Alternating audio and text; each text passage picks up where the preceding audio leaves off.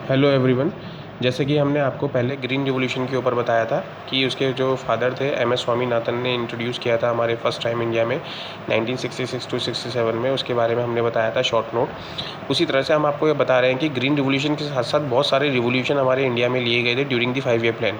तो वो कौन कौन से रिवॉल्यूशन लिए गए थे, जैसे कि आपको हमने कल वीडियो में बताया भी था वाइट रिवॉल्यूशन, जिसके फादर थे वी कुरियन। उनका मेन मकसद क्या था कि इंडिया में ज़्यादा से ज़्यादा दूध का उत्पादन हो और लोग दूध का उत्पादन करके उनकी इनकम भी बढ़ाया जाए। और अमूल इंडिया लिमिटेड हमारी इंडिया में इस्टेब्लिश हुई थी, उसको बहुत ज़्यादा सक्सेस मिली हमारी इंडिया में, और इंडिया की जीडीपी में भी बहुत ज़्यादा फ़र्क देखने को मिला उस टाइम पे। तो बहुत सारे रिवॉल्यूशन हमने किए थे इंडिया में, जिससे हमारी इंडिया की ग्रोथ प्रोसेस में हेल्प मिली और हम मूव करने लगे सक्सेस की तरफ, अचीवमेंट्स की तरफ। हम अपने जितने भी प्लानिंग में हम अपने ऑब्जेक्टिव को सेट कर रहे थे उनको हम धीरे धीरे अचीव करते जा रहे थे। तो बहुत सारे रिवॉल्यूशन लिए थे, जैसे कि वाइट रिवॉल्यूशन बता दें, ब्लू रिवॉल्यूशन हम जैसे हम कल बता रहे थे। ब्लू रिवॉल्यूशन में आपके जो फादर थे हमारे इंडिया में, फ़िशरीज़ के बारे में हम बात कर रहे हैं। फ़िशरीज़ का मछली पालन के लिए लोगों को जागरूक किया गया था कि आप मछली पालन भी करें, जिससे हम ज़्यादा से ज़्यादा हम एक्सपोर्ट करते हैं दूसरे नियर बाई कंट्रीज़ में। तो यहाँ उसके जो फादर थे आपके हीरा लाल चौधरी और डॉक्टर अरुण किशन, ये इसके फादर थे। इसी तरह से बहुत सारे कलरफुल कलर्स के द्वारा हमने रिवॉल्यूशन किए गए। जैसे हम आपको थोड़ा सा ब्रीफली हम बता दें, येलो रिवॉल्यूशन किया गया था ऑयल सीड्स के लिए, रेड रिवॉल्यूशन मीट और टमाटो के लिए किया गया था, golden revolution fruits and Apple के लिए किया गया था, सिल्वर रिवॉल्यूशन आपके लिए एग के लिए किया गया था, ब्लैक कोल के लिए किया गया था, राउंड पोटैटो के लिए किया गया था, ब्राउन लेदर रिवॉल्यूशन के लिए किया गया था, ग्रे फर्टिलाइजर्स के लिए किया गया था। इसी तरह से बहुत सारे रिवॉल्यूशन भी हुए हैं। इन सभी रिवॉल्यूशन को हम क्या बोलते हैं, रेनबो रिवॉल्यूशन बोलते हैं। ठीक है, इसको हम फूड चेन रिवॉल्यूशन भी बोलते हैं। इन रिवॉल्यूशन से हमारी कंट्री की स्थिति बहुत ज़्यादा इम्प्रूव हुई टिल 1951 टू 1991। तो यहाँ पर हमने आपको ग्रीन रिवॉल्यूशन के बारे में बताया था और बहुत सारे रिवॉल्यूशन के बारे में बताया। इसी तरह से हम ग्रीन रिवॉल्यूशन के आपको कुछ बेनिफिट्स बता रहे हैं अपनी इंडिया में कि क्या क्या रहे उसके सक्सेस एंड फेलियर्स। तो हम पहले सक्सेस बता दें कि सबसे पहले सक्सेस यही रहा हमारा कि हम फूड क्राइसिस को ब्रेक कर पाए, एग्रीकल्चर स्टैग्नेंसी को हम ब्रेक कर पाए। तो हमारा जो फूड क्राइसिस थी, पॉवर्टी थी, उसको हमने दूर किया by adopting the high variety yielding seeds.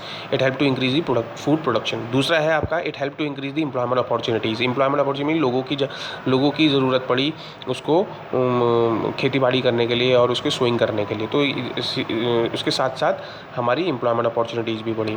उसके बाद हमारा नेक्स्ट हम एडवांटेज बता दें इसका कि it allow the farmers to harvest the multiple yield in the same season. हम किसी भी सीज़न में हम मल्टीपल क्या कर सकते थे, हार्वेस्टिंग कर सकते थे किसी भी क्रॉप की।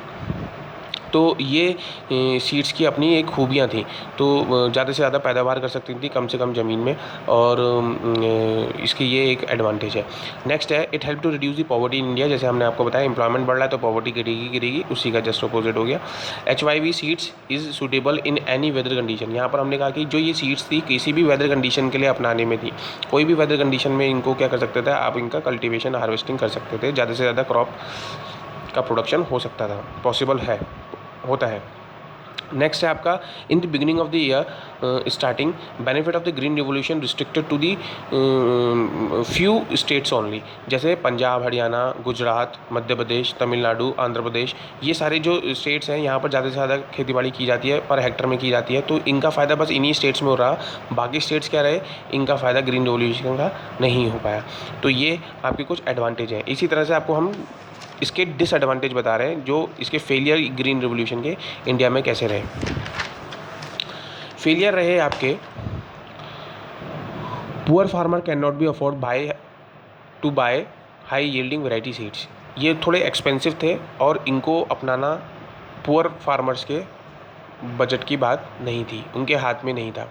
एक तो दूसरा ये था कि कुछ ही फार्मर्स को इसके बारे में पता था और बाकी के फार्मर्स को इन सीड्स के बारे में पता ही नहीं था, अनफेमिलियरिटी।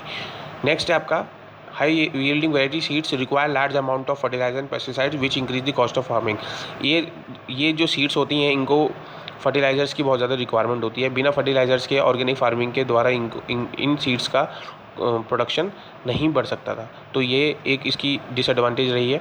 नेक्स्ट है आपका, high seeds required heavy water supply, means heavy yielding variety seeds, high yielding variety seeds require heavy water supply. यहाँ पर इरिगेशन फैसिलिटी की बहुत ज़्यादा रिक्वायर थी, इसीलिए जब मेजर्स लिए गए, इम्प्रूवमेंट की बात करी हम एग्रीकल्चर सेक्टर में, तो हमने इरिगेशन फैसिलिटी की सबसे ज़्यादा प्रोजेक्ट हमने अपनाए और उसके द्वारा हमने इरिगेशन की प्रॉब्लम बहुत हद तक दूर भी करी।